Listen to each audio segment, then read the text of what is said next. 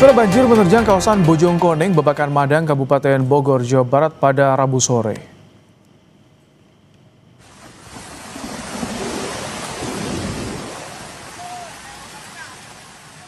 Derasnya arus banjir membuat sebuah mobil yang terparkir di kawasan perumahan Taman Budaya Sentul hanyut terbawa arus. Banjir terjadi akibat meluapnya aliran air akibat tersumbat material usai diguyur hujan. Selain banjir, longsor juga terjadi di lokasi yang sama. Tidak ada korban jiwa lantaran mobil yang hanyut saat itu tengah kosong.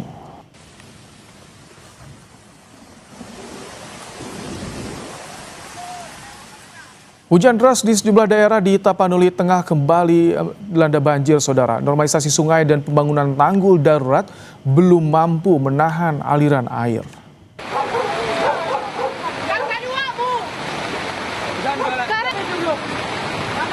Arus deras langsung menghantam permukiman warga di Kecamatan Tuka yang sebelumnya dilanda banjir dan longsor.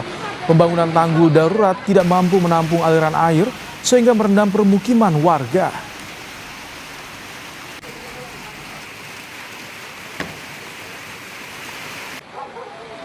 Sejak sore tadi, berkisar jam 5 atau jam 17 sore, hujan deras mengakibatkan daerah di Tapanuli Tengah yang sebelumnya terdampak banjir kembali mengalami banjir. Air meluap tinggi, sedimen yang sudah dibersihkan dari sungai, kemudian air tersebut kembali penuh.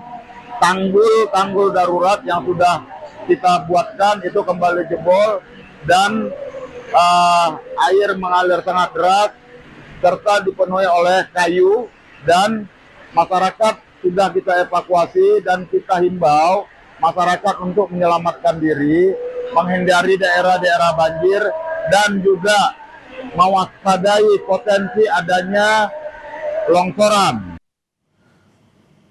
Situasi di malam hari, ketinggian air banjir juga sudah mulai surut. Sebelumnya pada Rabu siang arus deras langsung menghantam permukiman di Kecamatan Tuka yang sebelumnya dilanda banjir dan longsor.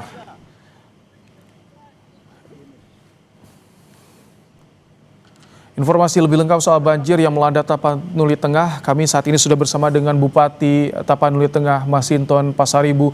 Selamat malam, Bang Masinton. Ya, selamat malam, Bung.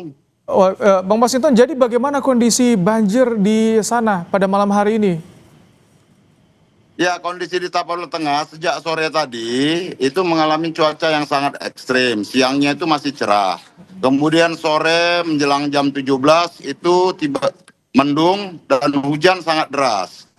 Hujan yang sangat deras ini berakibat dengan banjir. Nah, wilayah-wilayah yang terdampak banjir, ya, terdampak bencana kemarin, kemudian mengalami banjir kembali. Dan itu juga sekarang kami sedang di daerah Lopian, yang itu sedimen sungainya belum sepenuhnya, baru 30%-nya dikeruk. Dan kemudian sekarang yang seperti yang saya jalanin ini adalah itu luapan air dari sungai dan airnya sangat deras. Jadi tinggi permukaan air sungai dengan pemukiman warga itu sudah sama. Jadi warga sekarang sangat was-was, terutama ibu-ibu yang bersama saya. Ini mereka masih trauma dan sekarang sedang melakukan evakuasi Bang Masinton, di puskesmas terdekat. Bang Masinton, Bang? Ya. Itu kejadian banjir bandang sama seperti di akhir tahun kemarin, secara tiba-tiba langsung, Bang? Iya, ini hujannya tadi deras. Nah, di hulunya juga deras, maka tumpahan air tersebut sangat deras ke bawah, ke wilayah bawah begitu. Sehingga posisinya nyaris sama seperti tanggal 25 November lalu curah hujannya. Nah, ini juga masih kayu-kayu yang ada itu juga terbawa air kembali. Ini jadi berapa kecamatan, Bang Masinton, yang terdampak? Nah, kecamatan yang terdampak itu ya ada 12 kecamatan. Nah, satu diantaranya ini selain Tuka ada di daerah Badiri, Kecamatan Badiri, kemudian ada Sibabangun, kemudian itu ada daerah Tapian Nauli, ada daerah Pandan dan lain sebagainya. Jadi malam ini kami juga sedang menyiapkan titik-titik evakuasi dan mengantisipasi jika terjadi hujan deras kembali malam ini. Oke. Nah, mudah-mudahan jangan lagi hujan. Amin. Ini. Tapi sekarang ibu-ibu sedang berkumpul bersama kami.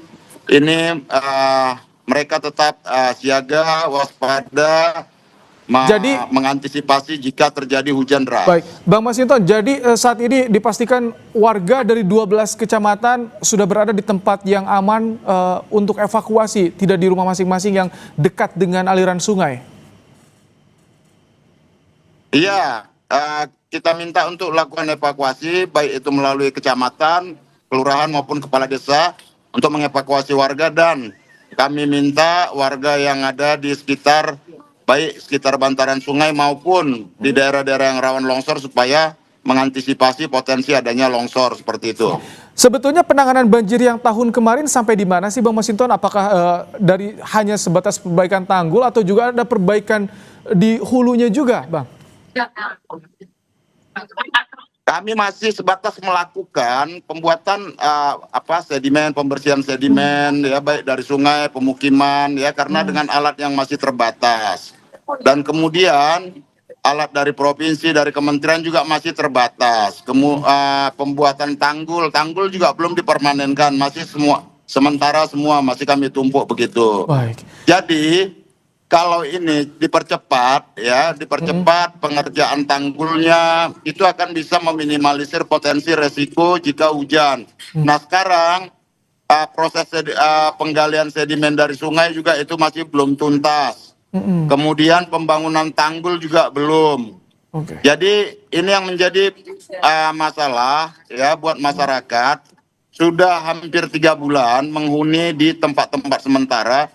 Belum ada satu kepastian bahwa itu akan dibangun secara permanen.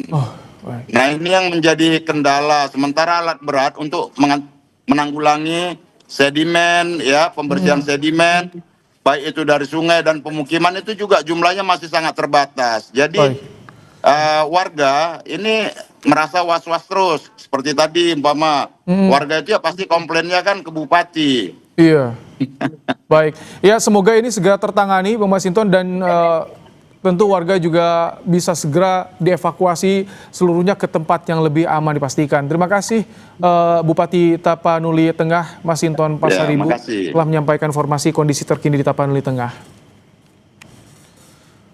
Saudara, tengah bersuah foto, pengunjung dicopet di kawasan pusat perbelanjaan Blok M Kebayoran Baru, Jakarta Selatan. Ponsel raib, aksi pelaku terekam CCTV.